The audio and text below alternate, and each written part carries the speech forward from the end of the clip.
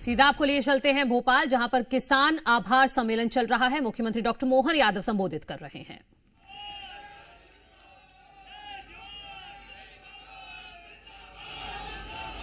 बोले भारत माता की। हमारे सभी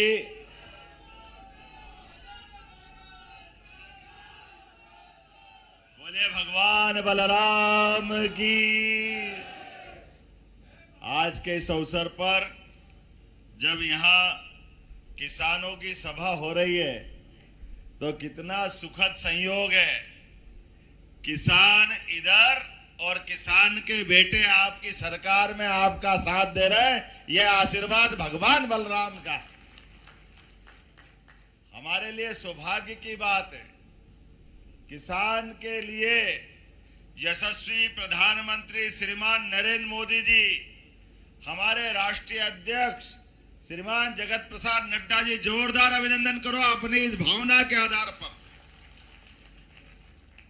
माननीय नरेंद्र मोदी जी, हमारे बीच माननीय वीडी शर्मा जी भी बैठे हैं, माननीय गोविंद सिंह जी भी बैठे हैं, माननीय मंत्री केदल सिंह कंसाना, माननीय बहन कृष्णा गौर जी, माननीय विधायक रामेश्वर जी, और ये किसान मोर्चे का सांसद का चुना जाना, इसका मतलब किसानों के लिए ये जो पूरी पार्टी का प्रेम है, ये उसका निचोड़ है।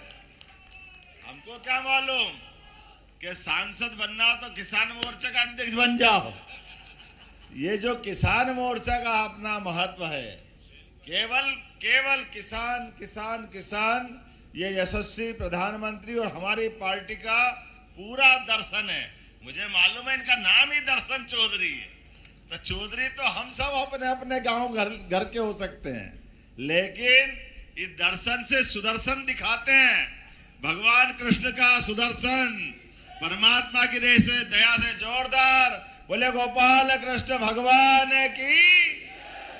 ये हमारे बीच माननीय नगर पालिका अध्यक्ष सूर्यवंशी जी, इस अवसर पर हमारे माननीय विधायक जी शिवनी मालवा, माननीय सारे के सारे पदाधिकारीगण और आप सबका कितना सुखद समय है और स्वर्णिम समय चल रहा है हमारे बीच। ये पूरे केवल किसान अन्नदाता नहीं है, सच्चे अर्थों में हमने भगवान को नहीं देखा, लेकिन माँ बाप को घर में देखा है। लेकिन माँ बाप भी क्या करे, अगर हाथ में अन्न का निवाला नहीं हो तो वो भी अधूरा। ही अन्नदाता जीवन दाता है। मैं आपको प्रणाम करता हूं, आपका अभिनंदन करता हूं। धरती में हमारे को ये हल दे रहे हैं, और ये हल का मतलब क्या है? ये सारी जीवन की समस्याओं का हल है। ये हल जीवन दाता है। ये सौभाग्य हमारा है। दुनिया में कोई किसी उपकरण को हल करके नहीं बुलाते। माँ आपके पास आती है और माँ आपको भोजन कराती, लेकिन भोजन के माध्यम से ये समस्या का हल कराते हैं, और समस्या का हल कराते हुए आपकी लंबी आयु के लिए जीवन में ऊर्जा प्रदान करते हैं। आज के इस दौर में जब नया समय आ रहा है, इस नए समय के माध्यम से हम सब अपने आप को यशस्वी प्रधानमंत्री के माध्यम से, क्योंकि जो बात मेरे पहले यशस्वी अध्यक्ष वीडी शर्मा जी ने कही और कई मित्रों ने कही कि जब यशस्वी प्रधानमंत्री बोलने खड़े होते हैं तो सच्चे अर्थों में उनकी अपनी भाव भंगिमा, उनकी भाषा, उनका अंदर का आत्मा का स्नेह अगर किसी बात को सबसे ज्यादा रेखांकित करता है तो उससे पूरा भारत, और भारत तो क्या अब तो पूरा विश्व श्रद्धा से उनकी तरफ देखता है। ये है यशस्वी प्रधानमंत्री नरेंद्र मोदी जी, जो भारत के प्रधानमंत्री, जिनके रोम रोम से भारतीयता टपकती है, जिनकी भावनाओं का प्रकटीकरण। इनके पहले कई प्रधानमंत्री और राष्ट्रपति हुए होंगे, लेकिन हमें गर्व है ये दो प्रधानमंत्री खास करके, एक यशस्वी भारत रत्न अटल बिहारी वाजपेयी जी, जोरदार अभिनंदन करो स्वर्गीय भारत रत्न अटल बिहारी वाजपेयी जी का, जिनने ग्रामीण क्षेत्रों की चिंता करते हुए प्रधानमंत्री ग्रामीण सड़क के माध्यम से विकास का नया दरवाजा दिखाया कि गांव के अंदर सड़कों की जरूरत होती है। अटल जी की सपना था। दुर्भाग्य के साथ आज मैं दलों की बात नहीं करूंगा, लेकिन बात निकली तो इसकी जवाबदारी भी होगी। मनमोहन सिंह की सरकार में मनमोहन सिंह जी स्वयं और बाकी लोग जब ये बेशर्मी से बोलते थे, गांव में सड़क की क्या जरूरत है, गांव में डामर की सड़क की क्या जरूरत है, गांव में तो बैलगाड़ी चलती, उनको बैलगाड़ी लेके देना चाहिए। अरे भाई, तुमने गांव नहीं देखा, गाय के घर नहीं देखे, गौशाला नहीं देखी, गांव का वातावरण नहीं देखा। अरे हमारे पूज्य बापू कहते थे, अगर भारत को देखना है, भारत को समझना है, तो गांव को समझना पड़ेगा। गांव को, ये महात्मा गांधी का भाव था। सच्चे अर्थों में पूरा भारत अगर विराजमान कहीं है, जैसे हनुमान जी के शरीर के अंदर ही श्री राम विराजे हैं, ऐसे भारत को दुनिया देखे तो भारत के गांव को देख ले, अपने आप भारत समझ में आ जाता है। इसलिए विकास की अगर बात होगी, भारत की अगर साख बनाना होगी, भारत की संस्कृति को आगे बढ़ाना होगा, तो निश्चित रूप से किसानों के माध्यम से हमारे अपने एक एक गांव के किसान का जीवन सुखी समृद्ध बनाना होगा। उसी से हमारे भारत का विकास का मार्ग जाता है। और इसीलिए यशस्वी प्रधानमंत्री के माध्यम से श्रीमान नरेंद्र मोदी जी ने जब शासन की सत्ता के सूत्र हाथ में लिए तो उनने इस दर्द को सहा है। हमें इस बात की खुशी है, माननीय प्रधानमंत्री नरेंद्र मोदी जी अगर देश में राज कर रहे हैं तो उनने हर पल हर समय अपने दुख के दिन को भी याद करा है, अपने गरीबी के काल को याद किया है। इसलिए एक एक कष्ट उनको मालूम है कि गांव के अंदर गरीबी का क्या परिणाम आता है, और गरीब क्या गांव क्या शहर। इसलिए चार जाति की भी बात करते हैं, तो किसान, गरीब, महिला, युवा। अब आप बताओ, अगर तीनों को, चारों को मिला दें, मैं तो एक बात जानता हूं, जैसे मंदिर के अंदर भगवान का भवन बहुत बड़ा हो सकता है, मंदिर के अंदर शिखर भी लगा हो सकता है, लेकिन मंदिर के अंदर प्रतिमा नहीं है तो मंदिर मंदिर नहीं, वो केवल एक बना हुआ भवन हो जाता है। ऐसे सच्चे अर्थों में वो भवन में बैठी हुई प्रतिमा, ये हमारे अन्नदाता किसानों की प्रतिमा होती है। इसका आनंद हम अपने आप में समझते हैं। इसलिए जब किसान की बात करते हैं, कितना अनुशासित देश है, पूरे दुनिया के अंदर 145 करोड़ का देश, लेकिन गांव के अंदर हमारे अपने किसान, दुर्भाग्य के साथ कहना पड़ रहा, जो उनको आजादी के समय मिल जाना चाहिए था, ये देने के लिए भी 55 साल लगे इस बात के लिए। लेकिन प्रधानमंत्री स्वर्गीय भारत रत्न अटल बिहारी वाजपेयी जी ने सड़क दी। अब हमारे माननीय पूर्व मुख्यमंत्री मध्य प्रदेश साध्वी उमा भारती जी, बाबूलाल गौर जी, शिवराज सिंह चौहान जी, सबके साथ भाजपा की सरकार आई तो मध्य प्रदेश का नक्शा बदला। जोरदार अभिनंदन करो, ये हमारी सरकार है, ये भाजपा का दृष्टिकोण है। कहा एक तरफ हेदल सिंह जी ने कहा कि 7 लाख हेक्टेयर की सिंचाई होती थी। अरे सिंचाई करो भी कैसे, बिजली नहीं, बिजली का तार पकड़ के बताते थे करंट नहीं आ रहा है, लोग तार पकड़ लेते थे क्योंकि बिजली में करंट ही नहीं था, केवल तार लगे थे, सड़क का ठिकाना ही नहीं था, आ जाए कैसे। लेकिन ना सड़क ना बिजली, पानी का तो सवाल ही नहीं। मैं उज्जैन से आता, बड़ा दुख होता है।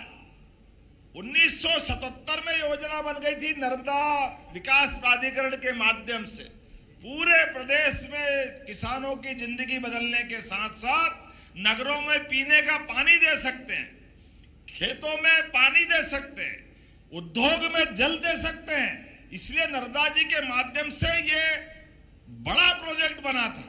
लेकिन दुर्भाग्य के साथ कहना पड़ेगा, हम अपनी जब उज्जैन में बात करते थे सिमस्त अच्छा करना है नर्मदा जी का पानी दे दो, छिपरा जी में पानी नहीं रहता है। तो इसमें बड़ी बेशर्मी से विधानसभा के अंदर पूर्व मुख्यमंत्री शिवराज सिंह जी चौहान ने भी इस बात को कोट किया। जब हम नर्मदा छिपरा लिंक लाइन लाए थे तो इनने विधानसभा में दिग्विजय सिंह ने कहा था असंभव, आ ही नहीं सकती है, नर्मदा जी नीची है, छिपरा जी ऊंची है, ये हो नहीं सकता है। अब कौन इनको बताए, अरे भाई नीची ऊंची गई, बिजली का बटन दबाओ अपने आप हमारी जल की धारा आ जाती है, ये तुमको समझ नहीं है क्या? अब ये आज भी दिग्विजय सिंह भी है सामने और वही मालवा है, वही निमाड़ है। इतनी छोटी बात समझ में नहीं आए क्योंकि इनको इससे मतलब ही नहीं। किसान की जिंदगी बदले कोई मतलब नहीं, लोगों खुशहाल हो कोई मतलब नहीं। अब कितना अच्छा लगता हमको जब यशस्वी प्रधानमंत्री ने कहा, भारत रत्न अटल बिहारी वाजपेयी जी ने ये बुंदेलखंड, माननीय सांसद जी वहां से, ये 20 साल पहले कल्पना की। अरे एक नदी भरी हुई बाढ़ जा रही और दूसरी नदी खाली है, सूखा पड़ा हुआ है। अरे एक नहर जोड़ दो, अपने आप इसका पानी उसमें चला जाए, ये भी भरी हुई रहे, वो भी भरी रहे। और नदी थोड़ी भरती हो तो जिंदगी भरती है, किसानों की जिंदगी बदलती, पूरा क्षेत्र बदल जाता। इसमें क्या बड़ी बात? 220 किलोमीटर की केवल एक नहर बनाना थी, केनाल बनाना थी। मध्य प्रदेश और उत्तर प्रदेश दोनों कहां से कहां पहुंच जाते। लेकिन ये कांग्रेस के लोगों ने कहा असंभव, नदी से नदी जोड़ो तो प्रकृति बिगड़ जाएगी। अरे वाह रे वाह भैया, तुम्हारी भारी प्रकृति है, तुम्हारी बुद्धि कहां गई? क्यों? नहीं, बिल्कुल नहीं हो सकता है, असंभव। जब हम करने गए तो उसमें अड़ंगे लगाए, हाई कोर्ट चले गए, सुप्रीम कोर्ट चले गए, फिर वो पर्यावरण के लिए एनजीटी चले गए। लगातार 20 साल बिगाड़ दिए, हमारी 2 पीढ़ी बिगड़ गई, 2 पीढ़ी। लेकिन मुझे इस बात की प्रसन्नता है, अपनी सरकार बनी, हमने सारे कोर्ट के फैसले भी जीते और 1 लाख करोड़ की केन बेतवा नदी का भूमि पूजन किया है पूरे किसानों के लिए। पूरा हमारा बुंदेलखंड, क्या पन्ना, क्या दमोह, क्या सागर, क्या हमारा यहीं से चालू होगा, रायसेन, विदिशा, क्योंकि बेतवा यहां से निकल रही 13 जिलों में। और केवल ये नहीं, चंबल से कौन कौन आया, हाथ खड़े करो। चंबल से आप बताओ, आप गुना की तरफ से लगा के हमारे पूरे मालवा, चंबल का हिस्सा और मालवा का हिस्सा, 13 जिले, पार्वती, कालीसिंध, चंबल के माध्यम से यहां भी जिंदगी बदलने वाली। मजबूरी में वहां के लोग पलायन करते थे और लोग तकलीफ आए, परेशानी आए तो कभी कभी बंदूक भी उठा लेते थे। क्या करें, भूखे भजन न होई गोपाला, ये तो जिंदगी का सवाल है। बाल बच्चे भूखे देखे तो परमात्मा जो करे वो होगा। लेकिन ये परिस्थिति सरकार को सुधारना चाहिए थी। मुझे इस बात की प्रसन्नता है, 1 लाख करोड़ केन बेतवा का और 70,000 करोड़ का बड़ी धनराशि राजस्थान, मध्य प्रदेश को मिलाकर के श्योपुर, मुरैना, शिवपुरी, गुना, राजगढ़, शाजापुर, देवास, इंदौर, उज्जैन, मंदसौर, रतलाम, जोरदार अभिनंदन करो। ये सब क्षेत्र में जाल जाने वाला है। हमने पारस पत्थर नहीं देखा, लेकिन पारस पत्थर की कहानी सुनी। पारस लोहे को छुए तो लोहा सोना हो जाता है। ये हो ही नहीं हो मालूम नहीं, लेकिन ये मेहनतकश किसानों को मालूम है, सूखे खेत में पानी मिल जाए तो फसल सोना हो जाती है। इस बात में कोई शंका नहीं।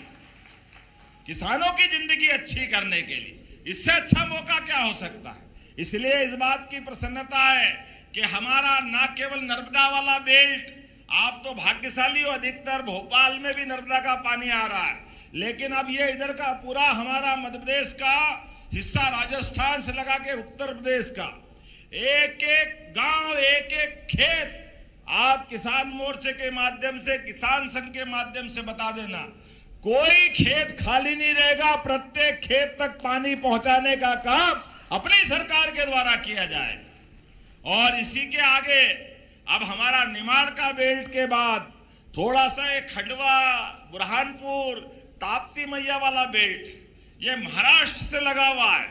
तीसरी नदी जोड़ो अभियान बहुत जल्दी हम वहां भी करने वाले हैं। जोरदार अभिनंदन करो अपने उस क्षेत्र के किसानों के लिए। कोई क्षेत्र खाली नहीं रहेगा। प्रत्येक क्षेत्र में किसान को पानी मिले, पक्की सड़क मिले। और आगे बता रहा हूं, आज आपसे जब बात करने आया हूं तो हमारे बीच जिन किसानों के लिए बिजली के कनेक्शन स्थायी नहीं है, अब 5 रुपए में पक्का कनेक्शन दे देंगे। स्थायी कनेक्शन 5 रुपए में।